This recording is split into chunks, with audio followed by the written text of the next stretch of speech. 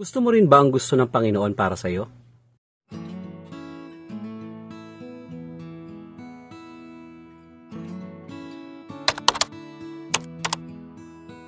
Ang mabuting balita ng Panginoon ayon kay San Mateo.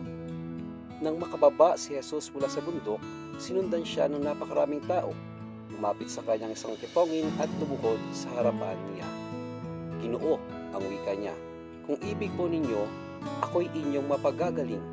Hinipo siya ni Jesus at sinabi, ibig ko, gumaling ka. At pagdakay nawala ang kanyang ketong, huwag mo itong sasabihin kanino man, bilin ni Jesus. Pumunta ka at pasuri sa saserdote. Pagkatapos, maghandog ka ng haing iniuutos ni Moises bilang patotoo sa mga tao na magaling ka na. Ang mabuting balita ng Panginoon. Pinupuri ka namin, Panginoong Hesukristo.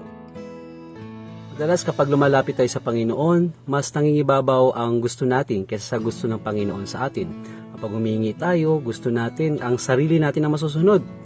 Minsan pa nga, parang ang lumalabas gustuhin na ni Lord kung ano ang gusto natin. Kumbaga tayo ang masusunod.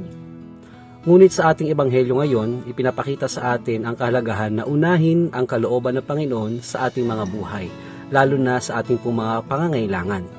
Obvious naman, ang talagang kailangan ng ketongin sa ating pong ebanghelyo, ang kagalingan.